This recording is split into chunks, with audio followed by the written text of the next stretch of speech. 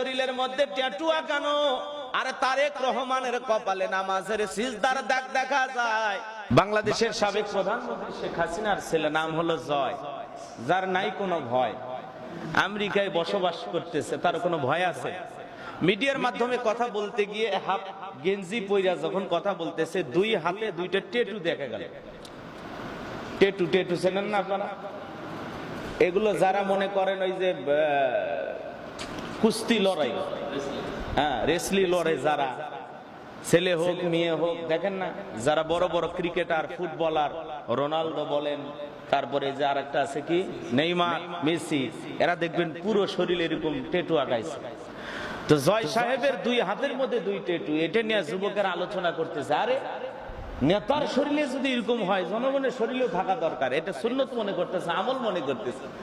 আবার এইটা নিয়ে যুবকেরা দুই নেতার ছবি দুই পাশে দিয়েছে। একটা হলো সাবেক প্রধানমন্ত্রী বেগম খালেদা জিয়ার সন্তান জনাব তারেক রহমান, তার ছবি এক সাইডে, আর জয় সাহেবের ছবি এক সাইডে।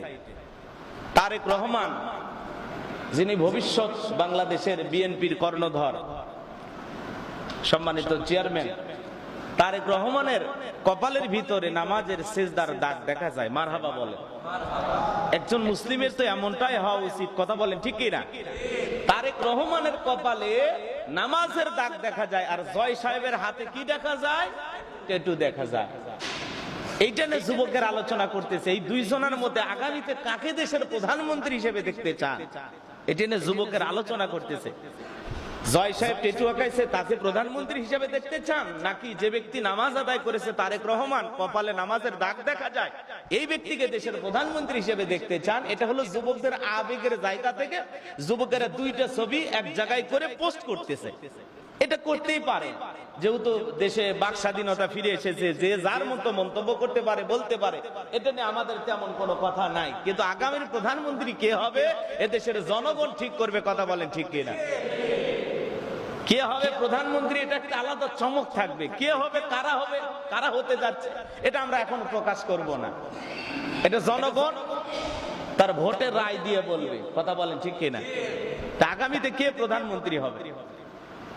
অনেকে বলতেছেন জয় সাহেব আবার রাজনীতিতে ফিরতে চায়, আসুক, আমাদের আপত্তি নাই তো, আসতে বলেন, কথা বলেন না কেন?